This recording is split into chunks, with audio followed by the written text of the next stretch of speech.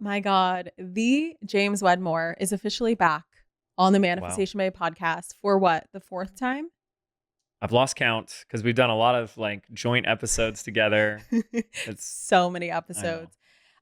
You were my first guest on the Manifestation Bay podcast. You were the inaugural years guest. ago. I can't tell you Wow. how nervous I was interviewing you. Were you nervous the first time you came on my podcast? Terrified, Wow. completely That's terrified. awesome. And look at how far we've Look at come. how far we've come. You, over the years, have been my business mentor, No. my woo bestie, Yep. my Arizona neighbor, sort of, just 2 hours away. It counts. And for the 0.00001% of people who maybe didn't listen to the previous episodes or don't know who James Wedmore is, haven't heard of you the way that when I was starting my business journey, everyone kept mentioning, do you know James Wedmore? I'm working with James Wedmore. And I'm like, who is James Wedmore? Then I finally met you and I'm like, okay, he's thebomb.com. Can you just quickly introduce yourself and just share a little bit about what it is that you do and what you help people with? Yeah. 17 years ago, I decided I'm going to start a business on the internet. It's been 17 years. years. I've been saying 14 or 15 and that feels like forever. Yeah. I can't believe it's been 17. This is the 17th year. Yeah.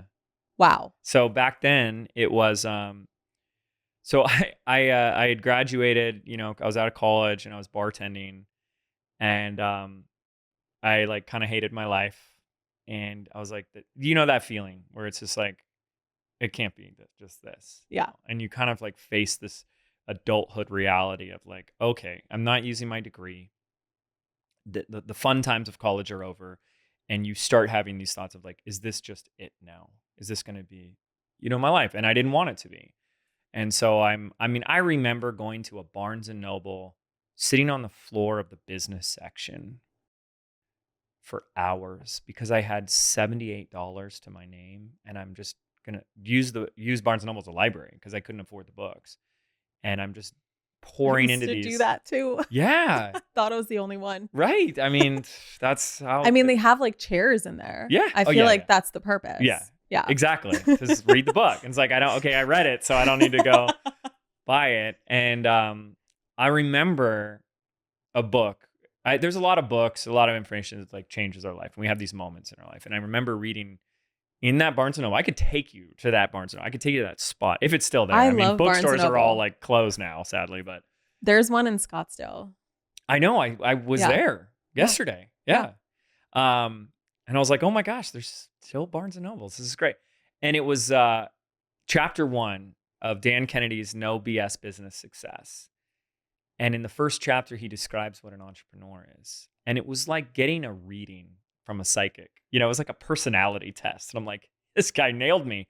But it was a really profound moment for me because it was the first time in my life where everything that I saw as different within me was something that was wrong with me. I was like, oh, this is actually what's right for me. I'm just living life differently than everyone else. And he was like, this is what an entrepreneur is.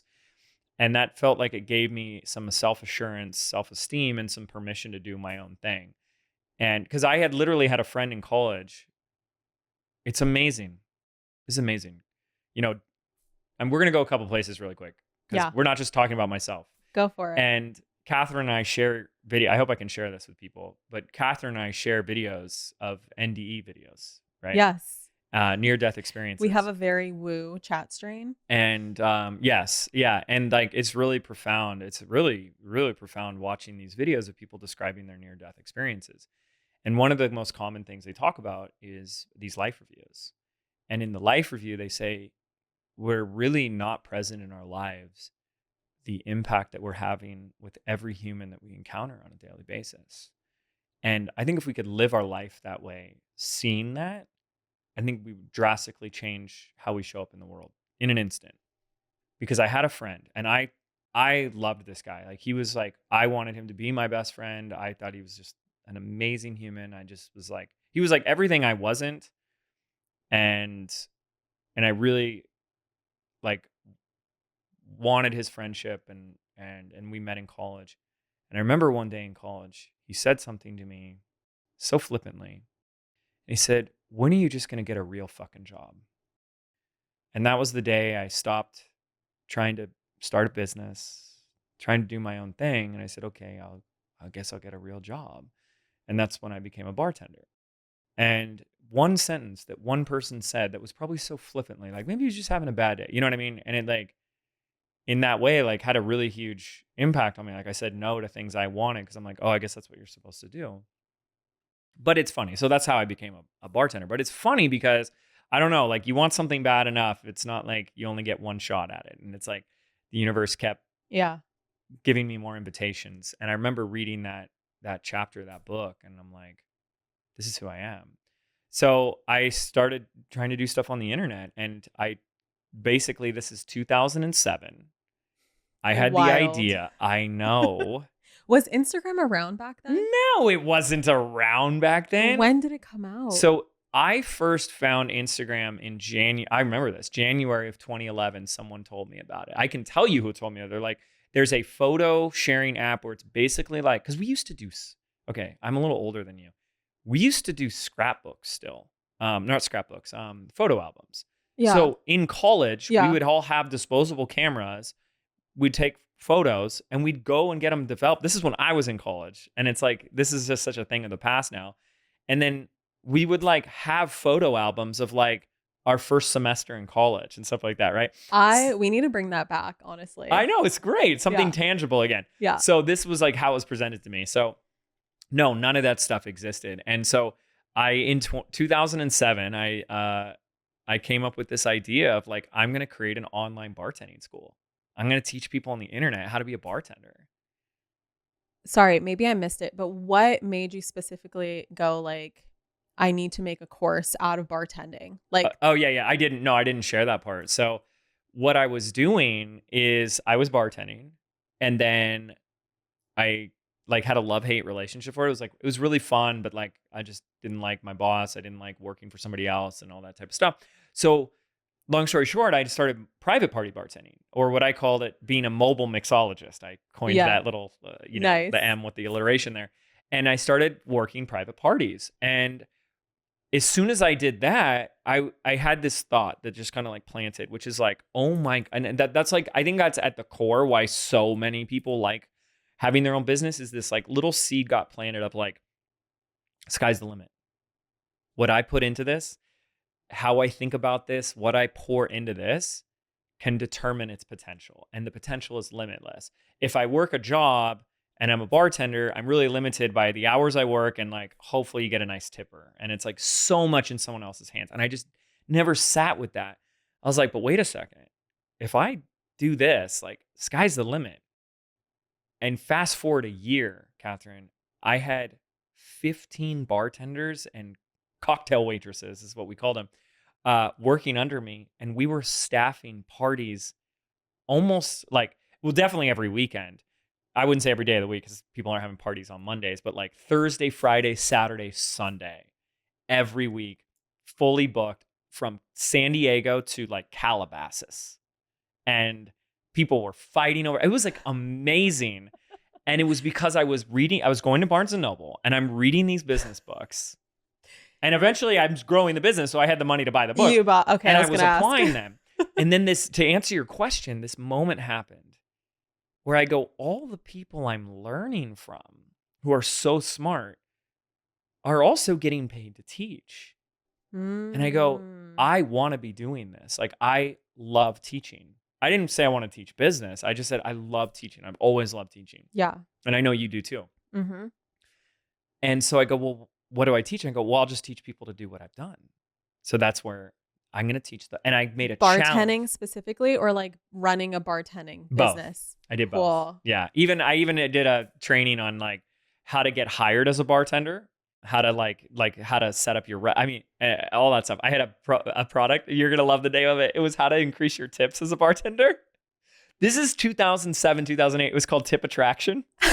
That's how to manifest more tips as a bartender. Wait, and I love that. Law of attraction and manifestation. Isn't that so funny? Because I did that in the fitness world long before I did Manifestation Babe, and how it always like comes, like God is always showing you where your life purpose, where your dharma lies. And if you just look back at all the little hints and things like that, and like themes in which you were teaching something or sharing something or inspiring people, when you look back, it all Yes. makes sense. Like, wait a second, my life purpose, my dharma, what I'm meant to be doing has always been there. Well, that's what I think they say, why they say hindsight is 2020. I call this the leapfrog effect Mm-hmm. of our life. The timeline leapfrog is that when you have those moments in your life where you can look back and see like, this was preparing me for this. This was teaching me this. This was equipping me for that. This was, oh my goodness. So this is a fun story because this is how I was learning about all this like manifestation stuff at the time. And I had a dream when I was a bartender and I worked at a place called On the Border. Have you ever been to an On the Border? No. I don't recommend. You don't need to go. It's the Mexican food version of Chili's. I think it's owned by the same parent company. It's Got it. Chili's, but with tacos and Got it. quesadillas, right? And I was the bartender there at the day shift during the week, which is probably the worst bartender shift you could possibly have. So I wasn't making a lot of money, kind of hated it. And I remember living in this little like apartment with a roommate, and I had a dream that I made $100 in tips that day. And I was like, that's crazy because like I was walking home for $30 tips on a 4-hour shift. Like, so it was a big deal. And I just remember waking up and I said, okay, I was learning this manifestation stuff. So I just said, well, let's just make that happen. And I wrote down the 100, and it was like a specific number, like 101 or something, right? 106, 101, I can't remember today. And I put that near my little POS system, the little cash register system. And I just kind of taped it there. And some of the craziest stuff started happening that day. Like, two of my friends from college came in that day and they're like, we just wanted to see you. We haven't seen you in a while. And they leave me a fat tip. And then some other random person, and we chit chat, and he leaves me a 20. And the exact amount, which I can't remember, 101 or 106, was the exact to the dollar that I walked away with back then. And that's when I was like, I was learning all this stuff, but I was applying it.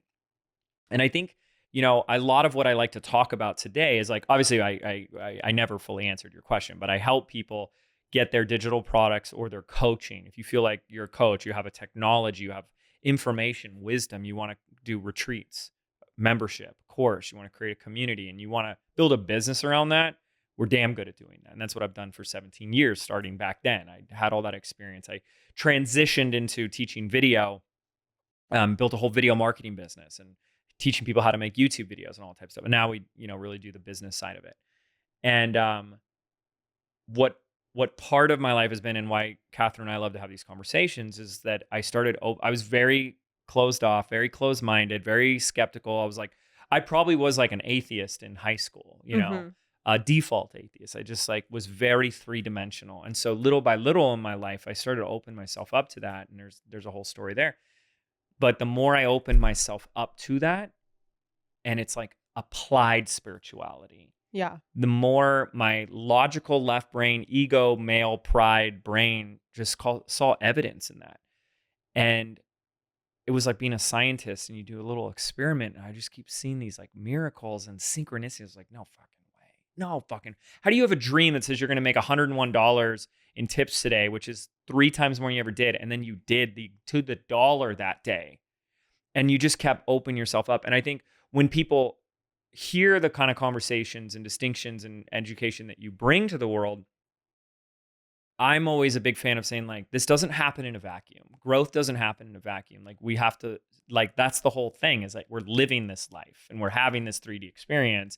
So it needs something to be applied to maximize the effects. And that's what I was doing. So I applied it to business, but it doesn't have to be business. Yeah. It could be just your career in general. It could be family. It could be a sport, a hobby.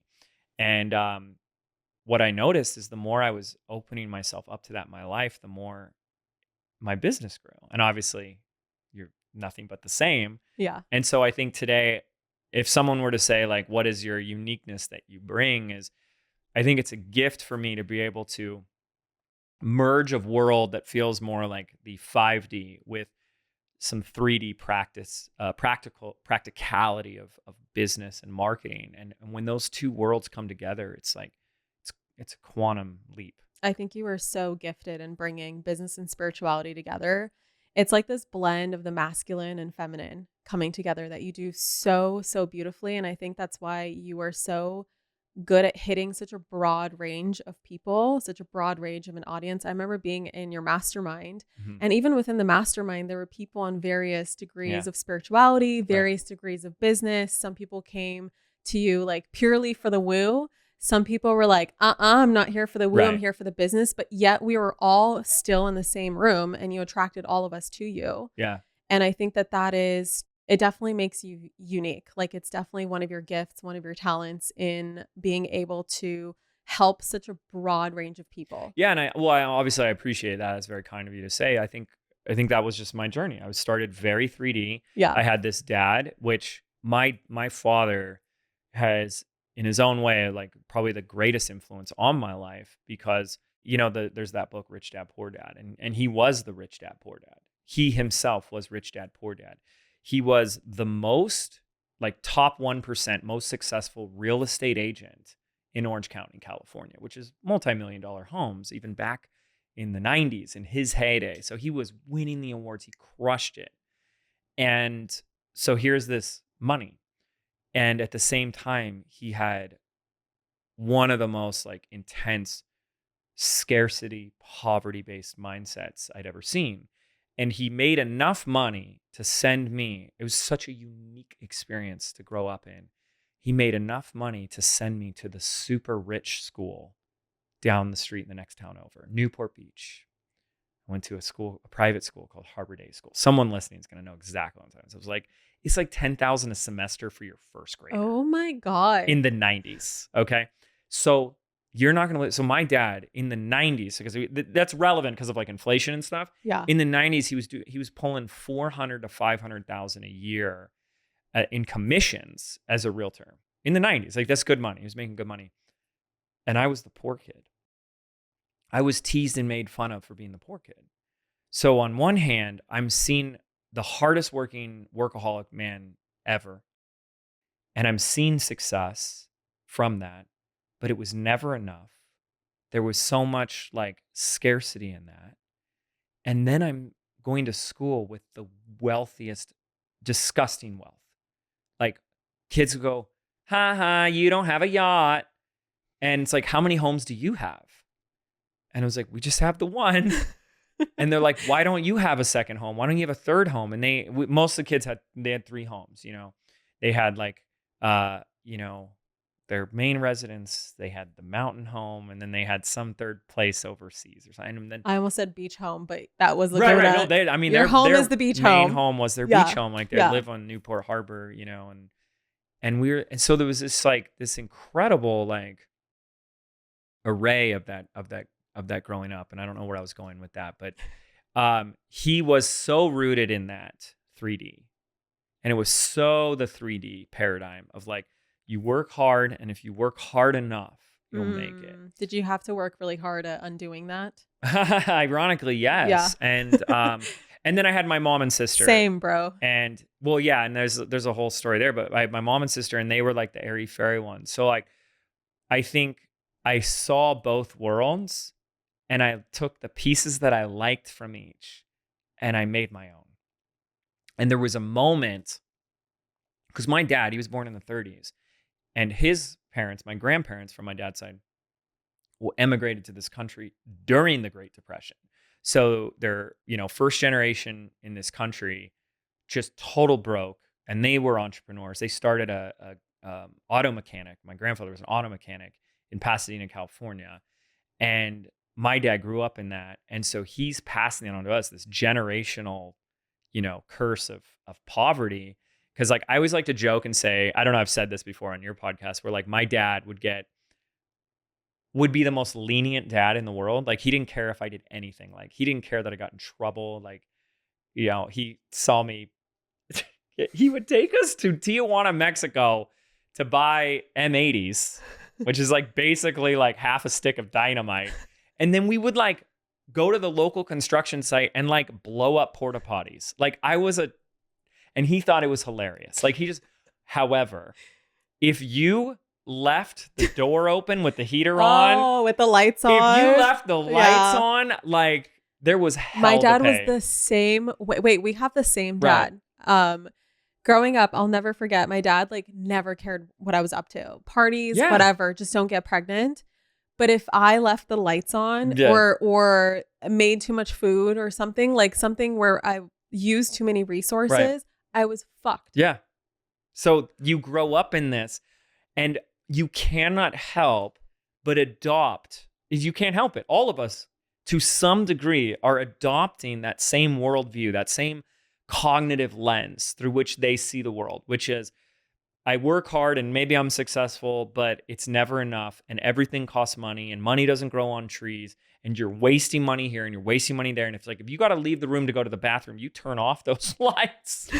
Like, why'd you leave the light? I'm like, because I'm going to the bathroom. I'm going to be right back. And it's like, you don't pay the electric bill. Damn it. Yep. And we'd get in trouble for that. And you were so scared of that. And so you kind of grow up into this, like, it's never enough. Was your thermostat locked?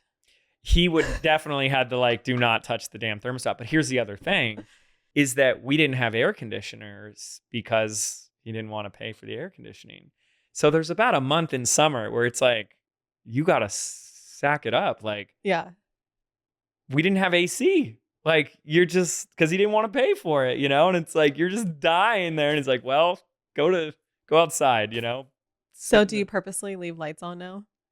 Well, I did have a stubbornness that was like, I kind of course corrected, you know what I mean? Like, see, Dad, everything's going to be Yeah. fine. But that was a really beautiful experience for me. And I remember years ago, I would go to all these like psychic readers. I was so hungry to learn more about myself and spirituality. And one of them finally came to me and said, wow, you've broken this generational curse of poverty in your family lineage. And I knew exactly Wow. what she was talking about. And it's hard.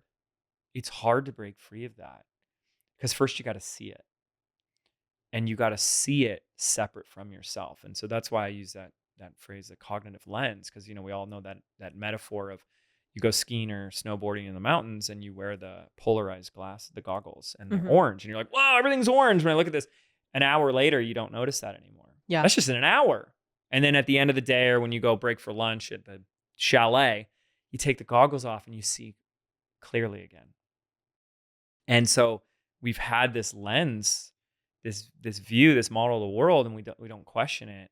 And we realize how much that's how we see the world, and how you see the world determines how you show up in the world. And we don't even question that. We don't question the view. We don't question how we show up in it. And that took a lot of work. And that was like this, I wouldn't have done that work if I didn't simultaneously have these goals and desires for more out of life, of a business and money and growing something. And so, people want to just say, do this, here are the steps. And then students want to go, tell me what to do. Yeah. And it's Yeah. like, fuck, I did all of that. And it didn't work. There's a 4.5 year struggle where I got addicted to Adderall, and I was popping 20 mil. And I mean, like, frankly, it's like, it's a form of speed.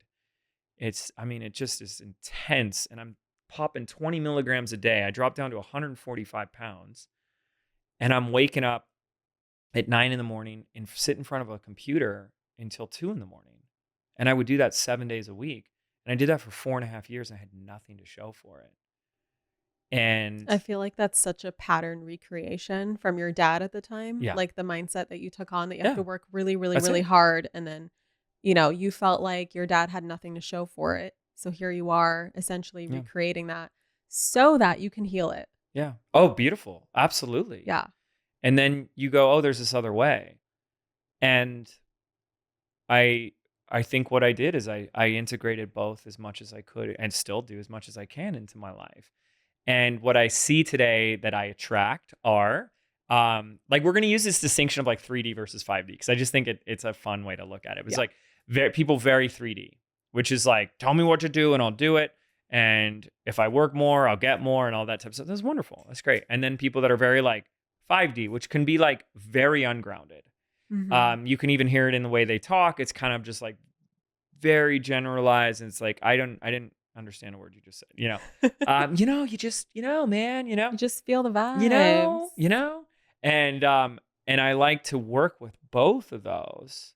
And the like 5D ungrounded, it's like, let's put a little anchor there. Let's put some grounding to that. And then the 3D is kind of like, that's my favorite thing, is to kind of like expand Yeah. people beyond their own thinking. And if we can, in our own way, integrate those two halves more, I think that's where the magic is. So this is the direction of the episode, because I love to ask my audience questions. Yeah. I know you're a generator. I'm a generator. We love a good Q&A. We love getting asked questions, because then we have something to respond good, to. And I have no idea what a generator really means and does. Do we generate stuff? What do we generate? We generate energy and inspiration and for light others? for the world, for ourselves and for the world. The world is a better place when we're inspired. So my audience asked a smorgasbord. Is that the correct word? Yes. Okay. Cornucopia. A cornucopia of questions on that have to do with business and spirituality, which I think leads us perfectly from the conversation that we just had of how you beautifully blend business and spirituality. I want to talk about some nitty-gritty business things that people can take away, like very tangible stuff. Love to. And then we will rise up, put our angel wings on, and float above to the spiritual realms and talk about why you have so many bracelets. So first, I just want to start. I love it. Okay. Yeah. We have such good questions, but I think that if you can just keep this one more, it's going to feel open-ended. Sure. Keep it as close-ended as possible, because we have a lot to get through. Okay, fair enough. What do you think was the biggest contribution to you building an 8-figure-a-year business? A goal that so many people dream of, that you are literally living the reality of. What does your business make? Like 12 million a year now? Yeah, it was 12 and a half last year. 12 and a half. Like, what do you think made you stand out and create this level of success? If you could attribute it to maybe like 3 of the biggest things, like let's keep it condensed. Okay, so obviously experience. Okay, so the longer you do something consistently, the better you're going to get. 17 years. That makes sense. 17 years. Yeah. Okay. Number 2, vision. That's a massive one. We can go as far and wide as you want about that. I think that is the forgotten stepchild. It is like so undervalued, and so it's fucking everything. Because what do you think manifestation is? It's the same thing. So we had a vision, and it was a bigger vision, and it was a vision of service over self. I took the company from 2 to 10 million in 1 year. And when people say, what was it? I said, I crystallized and clarified a vision of, let's help as many fucking people as we can help.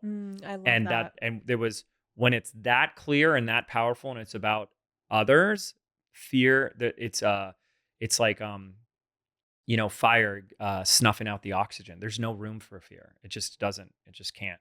And then this is the third thing. And I said this to our dear friend, Natalie, who I love. She's such a beautiful soul. I love Natalie. Every time I love her, I hang out with her, I get to know her a little more, and I'm always pleasantly surprised. And we were hanging out the other day, and she's like, James, thank you so much. Like, your training's amazing. We're getting so much great feedback. And I said it like flippantly, like kind of like an asshole. I was like, yeah, but it's so true. Who would have thought that just putting good shit out there would actually be your competitive advantage? I'm not trying to say that in a cocky way. That what I'm trying to say is, put damn good shit out there that is better than everyone else's, that makes a difference and that helps. And it's like, stop getting in your head, stop worrying about that, and saying, what is the best thing out there? Like, you got to look at them. If we're talking business, look at where the market's at and say, what is not being said that needs to be said, that will help, that will blow people's minds, and that will change lives. And in whatever market that you're in or want to be in. And it's like, that ain't fucking rocket science, but that's what we do. And I do really value anytime someone says you're a really great teacher. It's the greatest, kindest thing you could ever say, because at my heart, that's where I see it as. Is like, a great teacher to me is someone who can get someone to integrate a concept and apply it in their own life. And that's what I obsess over. So those are my 3 things. I agree. I think that's why we're so similar, is because I know. I think that when people tell me, like, you're one of the best teachers I know, or something that you shared finally clicked, or I've heard this content from X amount of people, and the way that you said it, bam. Yeah. Yes, I feel like there's something to that definitely Makes my heart grow Yeah. in size. Okay, if you had to start over today, so a lot has changed since your bartender days. I don't even know how you marketed in I thank you 2007. because there was no social media. I know. Okay, so that's another Yes. question. But like, where the fuck did you do it? Yeah, right? Isn't that Did you bizarre? put like posters around Laguna? It was YouTube. That's how my whole YouTube business. My Oh, first person that came in was so back then we had the only things we had was Google Ads and SEO. And so everyone was trying to figure and out YouTube. right, but Google and YouTube, right? So we had Okay, SEO and okay. video, yes. Got it. Okay. So back then, Facebook was only around for colleges, and Twitter had just come out, I think in 2008 or something like that, and Instagram was not out yet, or if it was, I hadn't heard about it. So I started posting videos on YouTube with bartender keywords, and my first sale came in on April 18th, 2008 from someone from Arlington, Texas. And it said, "How did you hear about us?" And they said YouTube. And I was like, holy shit. So I started buying AdWords ads. That's what it was called, Google AdWords, and posting YouTube videos. And I was making not much money, 2 to 3 sales a week at a $200 product. And I'm like, holy shit, I'm in business. But the more I was doing on YouTube, the more I just wanted to do YouTube. And so people kept asking me, how are you doing all this stuff on YouTube? Yeah. And then in 2011, I launched a $97 course called Video Traffic Academy. And I made $400,000 in sales in 30 days with that product. And overnight, I was the YouTube guy. And Was that with Lewis or with Brandon? That was with Lewis. With Lewis. Yeah. Wow. Okay. So if you were to start over Or if I was today, to start over today. like everything's wiped out, you lost all your followers, I took all your money, Yeah. like you're out completely. Yeah. And you had to rebuild everything. Like tell me, like be as specific as possible. And like, you have to assume no one knows me. Nobody knows you. It's like exactly. if everyone knows. Your reputation is wiped. Yeah. Like I assume a whole new identity. Exactly. So like where would you start? What platform would you go on? Like what would be your strategy in rebuilding your audience and, rebuilding your business in terms of like actually making sales? Yeah. So it's actually really, really simple, and I can keep this really, really short. There's a little matrix that we teach that's like there's a direct relationship with your newness in a market, like how new you are to the market and how little people know you and how niched you should be.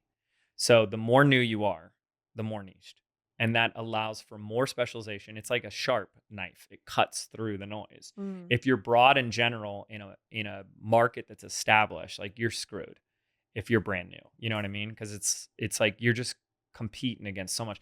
I remember I had someone come to me and like try to challenge that, and they were like, well, this person did this general thing. And I was like, what person? They're like, no, so don't you know them? And I go, exactly, I do know them, and so do you. So they can sell what they want. Tony Robbins can go today and create an event, a course, a training that's just like unleash your best self or be unstoppable, and people will buy it because they all know who Tony Robbins is. They have a relationship with him. Yeah. If they don't have a relationship with you, we've got to do something so specific. If it doesn't feel uncomfortable, you didn't get specific enough. So the first thing I would do is, and this is, by the way, this is where people get stopped because I'm James. I'm a spiritual being having this human experience. I'm infinite potential. You can't put me in a box. I don't want to be niched down. How dare you limit me? I was like, whoa. We're not limiting you. We're limiting one offer. And stop looking at it as it's about you. This is about one offer, and anybody can take one offer to 7 figures. Per offer. Niche per offer. Got it. Okay. And I have so many examples of if you wanted to go further down that route, but I would get hyper specific on something. So who specifically do I want to help? And what's one very, very specific thing, right? And then my goal would be, how do I sell this in 90 days? And so what we teach which has been a cornerstone for our new students, is a process called monetize before you make it, which is you are filling a beta version of your program in less than 90 days. So I would need a platform. We have a primary platform. Where's a place where you can demonstrate your authority, expertise, and specialization? Doesn't matter which platform. Well, like which platform would you choose? It does per your market, right? If you were starting where's over. Your market? If it was me, I'd be 1,000% podcast. And then I don't know if I'm just starting out, if I would be too lazy to film it. But if I was filming it as well, I would double it up on a YouTube. Yeah. That's more work. But if I just got the audio out there, okay, hyper specialized, very specific niche down podcast with weekly consistent episodes with a call to action to join my email list in exchange for a freebie. So now I'm putting it out there. I'm even 100 people listening, but a couple of them are opting in.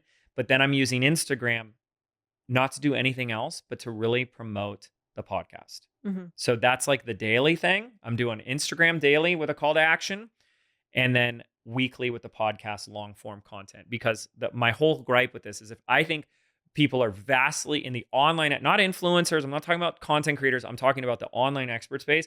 I think the biggest mistake you could be is just using Instagram as your primary platform, because the way that people are going to buy from you if you are a teacher is if you are on a platform where they're actually fucking learning. And I'm sorry, and I know there's a polarity response. I know there's exceptions to the norm, but the exception proves the rule, is that the majority of people that are on Instagram are not there saying, I've got my learning cap on, I'm ready to learn today. It's 30 seconds of mind-numbing like distractions, and then swipe next. And even me as a business owner and with a growth mindset who loves to learn, I don't want to hear people's like teaching like marketing latest I go, I'm bored. I want something that's going to entertain me. It's so true. I go on social media to be entertained nowadays. Yes. And I go to podcasts to learn. I would only have two types of content on Instagram, which is teasers that would get people excited to go to your podcast platform, and entertaining content for your market. If you go and look at my stuff, 90% of my content on there is entertainment for entrepreneurs. Like I did a post by saying, like the latest studies reveal that there's a direct correlation with the amount of tabs that you have open on your computer and the level of IQ you have. And then it's like, it pauses, it says, is what I tell everyone when they ask me why I have so many tabs open on my computer. And people think that's hilarious because I am just hilarious. And that's the kind of content that's on there. And people are like, this guy gets me, he's funny, but they're not learning from that. And then I've literally had people say, yeah, I'm ready to learn today. Let's go learn something new. Let's grow. And they go and grab their podcast. And so the point is there is a flow to a sale. If you want to sell a digital products is the most scalable, it is the most profitable, and it's the most fulfilling business model on the planet. Come at me, prove me wrong with that. Obviously, you have to want to help people in order for it to be fulfilling, but that's where it's at. But a digital product does not sell itself. So you can't just put it on Amazon or your website with a product image and an add to cart. I don't know if you ever did that when you got started, but it doesn't work, right? Mm-hmm. It's not an iPhone case. It's not like a little kitchen widget or a little like bathroom functional thing it's not something you put in TikTok shop. No. Because no one's going to buy that, because no one wants that, right? They want what it will do for them, and they have to be in a place to do the work. So there's actually a buyer sequence that has to take place. This is a big part of our teaching is, you're not, no one that is going to get this reference, but you're not Kevin Costner. This is not Field of Dreams. If you build it, they will not come. If one person gets that reference, come be my friend. Send a DM. Yeah, send me a DM, please.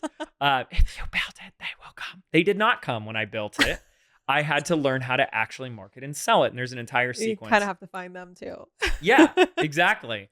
And so we have to have that sequence. And so nurturing a lead to become a sale happens through teaching, happens through the type of content that goes, I'm learning, I'm getting value, and I'm getting closer to wanting to work with you. So that is very hard to do consistently at the numbers that we could see on Instagram. So I want them on my podcast. I'm going to launch my beta in 90 days. The beta is a type of offer that basically says, I'm teaching this one specific thing to 10 people and for the first time live over 8 weeks. Here's the price. Oh, that works so well. Get in. And this is how our students are finally launching their businesses and getting into business, getting paid, and then creating the product, and then having people go through it in real time that are real testimonials at the end. And if I couldn't do that in 90 days, I don't deserve to be doing this anymore, and I should just shut up. I will do that in 90 days. I will fill that beta, and then phase 2 it actually becomes really simple. It's a process of rinse and repeat. Yeah. And that gets us into a whole thing, but it's like, do it again.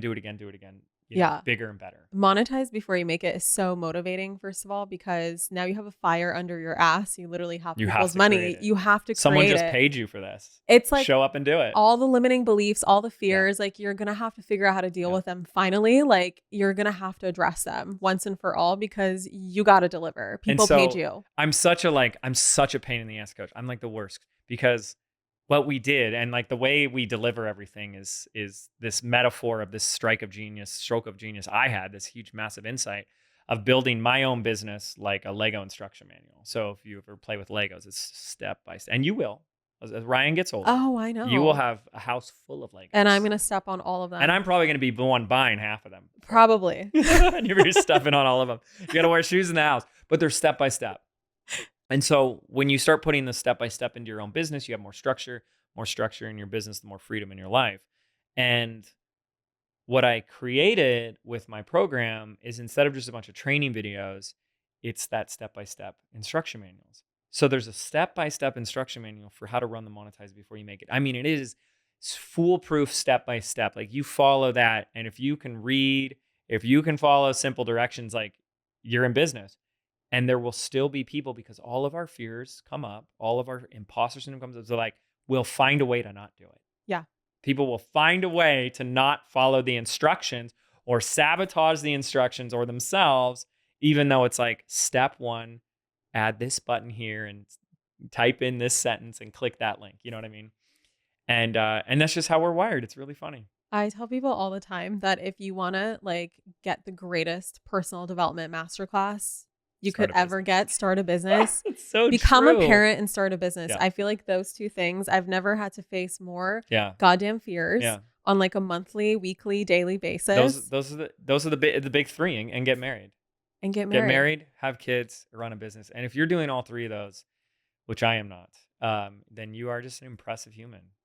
You should be really proud Thank of you. yourself. Thank you, James. You are doing all three of those. I am. And it's doing a them lot. very well.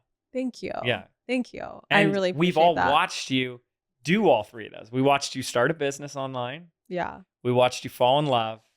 And we've watched you get married and have a son. And have a baby. And look at you. And continue growing a business. And it's hard, and we wouldn't have it any other way. Yeah, absolutely.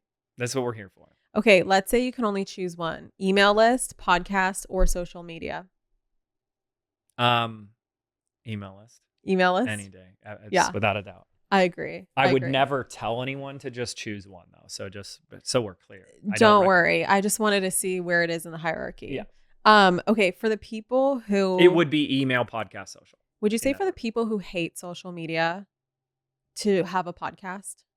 Like, there's some people who are just so resistant to being on social media. They don't want to take pictures and videos and whatever. Like, would it work for those people to just have a podcast and an email list? Do you think they could be successful? Yeah, absolutely. I mean, you want to look at it like this. First of all, I hate social media. I hate social media. But you know what I love is I love creating content. I've always loved making videos. So that's not social media, because I was making videos when I was 12 and there was no social media there. And that's why I went to film school. Mm-hmm. So I love creating content. So I think people have a view of social media, and it gets to be more of how you want it to be. Mm-hmm. I really I'm dead serious. I hate social media. I think there's so much toxicity, so much nastiness on it. I do not like going on there. I don't like anything about it. I also know that I love making videos, love creating great content, and I don't really care who sees it, doesn't like it, whatever. I have no problem with that. It's like, oh, I'm proud I made that. I enjoyed the process of making it, and I put it out there. So I think if anyone's going to choose to be an online expert and go in this direction, you can always do it any way you want to do it. And that's the most important. That's why we call it business by design. But you also want to be like, well, how many opportunities do you want to leave on the table? Mm-hmm.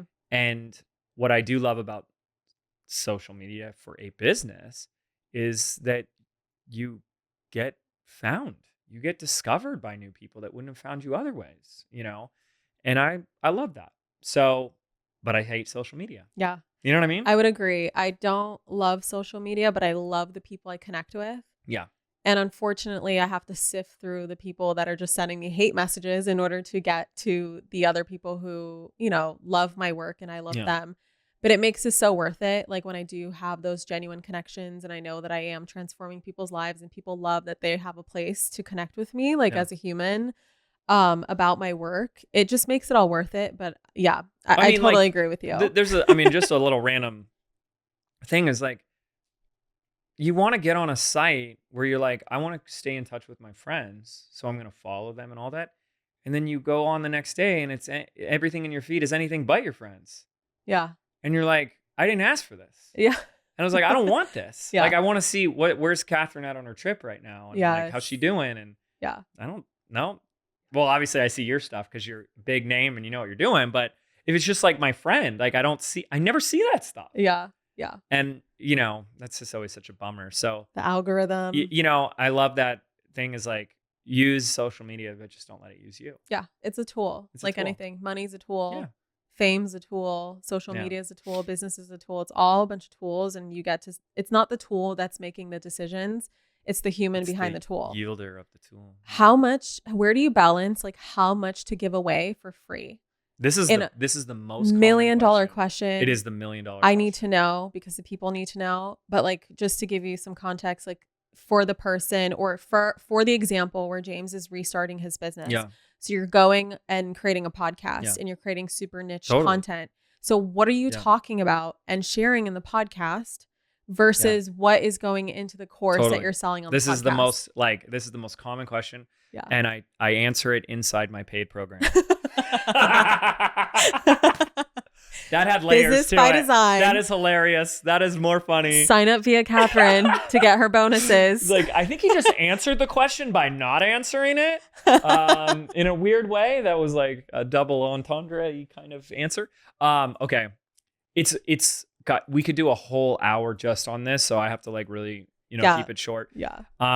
We have a lot to get through. So, but I'm glad someone's asking that. I'm just gonna give some rapid fire bullet points on this. Please. Okay. There's a very simple adage that is teach the what, deliver the how. And there's a lot of truth and power to that. Teach the what.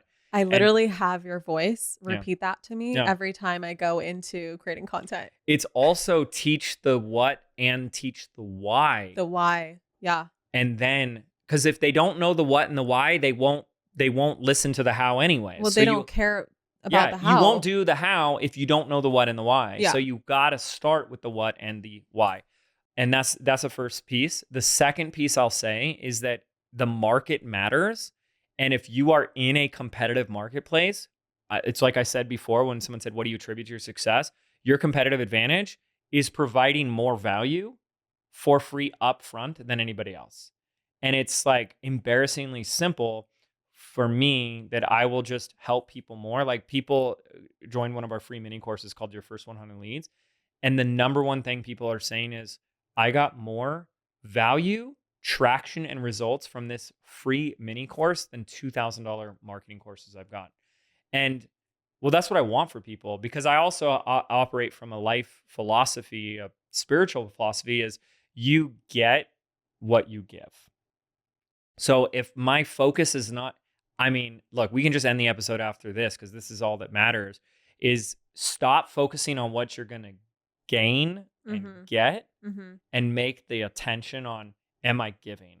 Am I making a difference? Am I actually helping? Not everybody, because you can't help everybody because everyone's different. Yeah. But the person that I'm here to help, then if you're doing that successfully, like, is this working?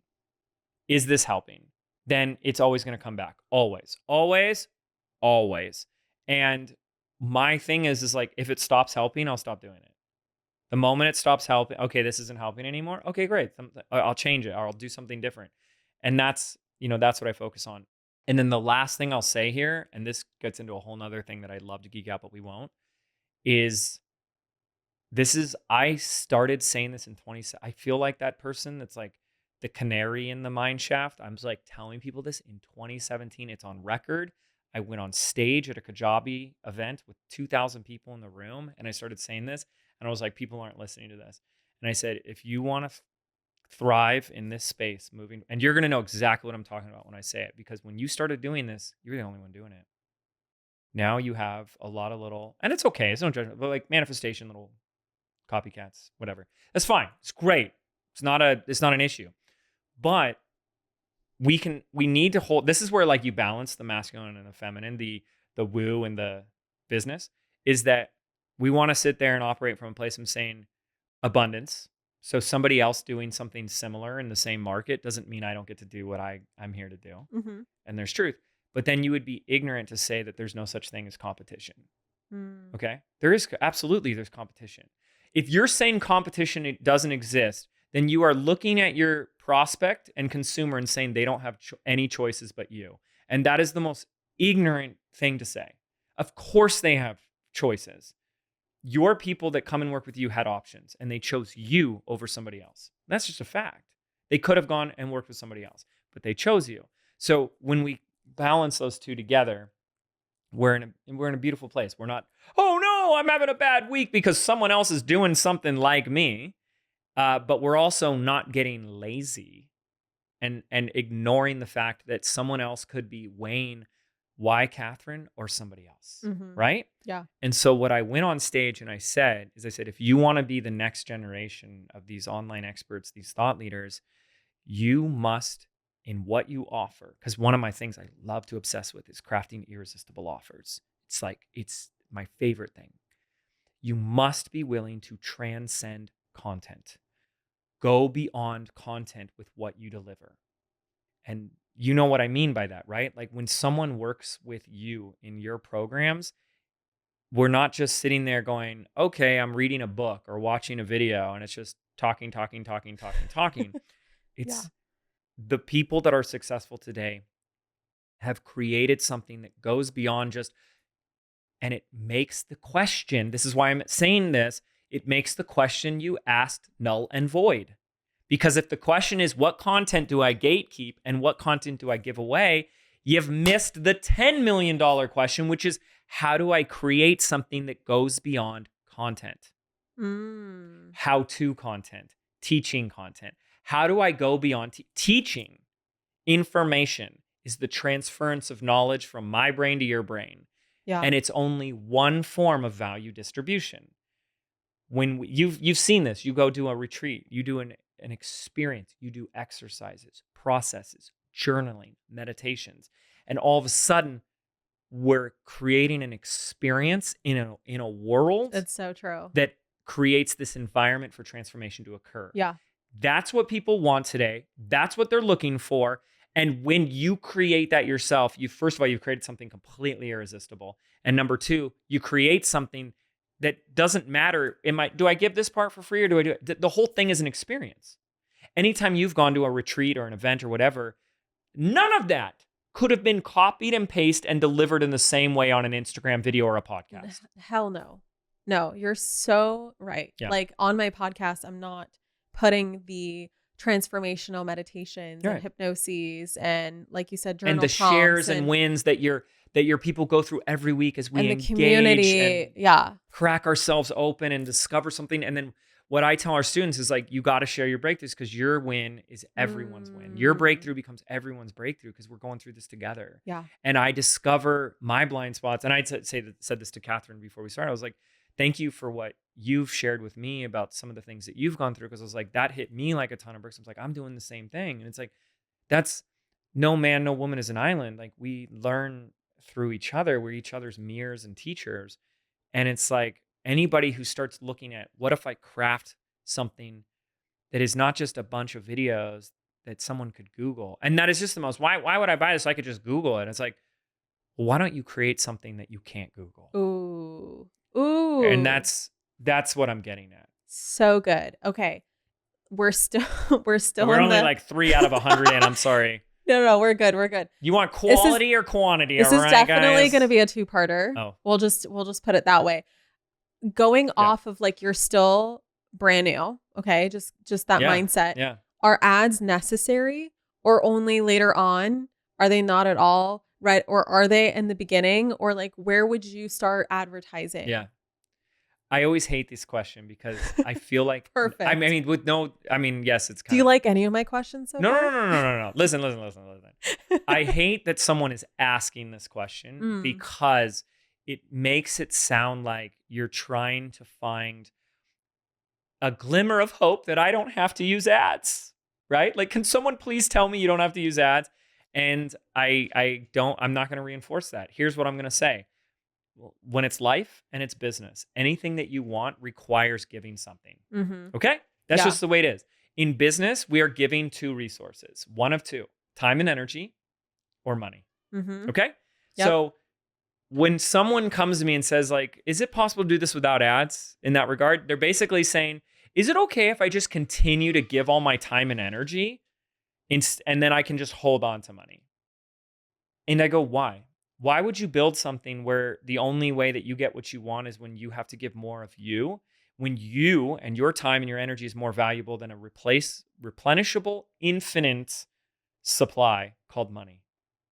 And what I want to do is invite people to give both, to say, and to ROI on both, to pour in your time, your heart, your love, and your energy into something and use money as a tool to make even more. And that's a whole nother conversation. So do you have to? No, but you have to give something. You must give something. And so if you're unwilling to give money, you better be willing to give your time. You better be willing to put in the time. Yeah. And it's those that are unwilling to do either that lose. And I'm going to go on a side tangent. I'm so sorry. Jen did an exercise, my beautiful Jenny, at one of our events. And it's such a fascinating little, just a 5-second exercise. She asked a room of 200 entrepreneurs. And I said, we're gonna play a scenario here. I said, you're going to play basketball against, and she gave like one of the greats, like Michael Jordan. And she goes, you're going to play against him. And if you win, you get $100,000. Who would volunteer? How many people do you think put their hands up? No one. And I go, oh, but you're LeBron James. All the hands go up. She goes, look how many of you only say yes to something if you think it's a guarantee you're going to win. And how much of us are doing that in life? How much of us are doing that with our business? Like, I'm only going to go all in or do this if it's a guarantee I win. And so how much of that question is still derived from the fear of or a lack of faith, which fear is faith in what I don't want. So we believe that it won't work, because if you knew it would work, you would not hesitate to put the time and the money in because you knew it would work. It's a form of fear. If you knew, not you love the sentiment and you're always going to say, thanks for the reminder on Instagram when someone says your success is inevitable, you're going to say, I already know that, it's in me. I know it. It's a matter of time. And I have a segment on my podcast where we share the wins from our students, our Business by Design students. Yeah. And people ask me, what is the most common thing that they share universally? And it's so apparent, it's embarrassing. They all use one word, and it's the word no or new. I just knew. I just had this knowing. And that is the prerequisite. I mean, whoever gave an acceptance speech accomplished something and said like, you don't really need to believe in yourself. That's overrated. Don't believe in yourself. Doubt your goals. Worry your way to the top. I mean, it's like, it's so simple that success and truth hides itself in plain sight. So how much of that question of do I need to is actually still coming from a lack of faith? If someone told you, put in the time and put in the money, and what you will get back will pay dividends, and you will have your best business life, you wouldn't hesitate if you believed it. So you don't believe it. Puck. So good.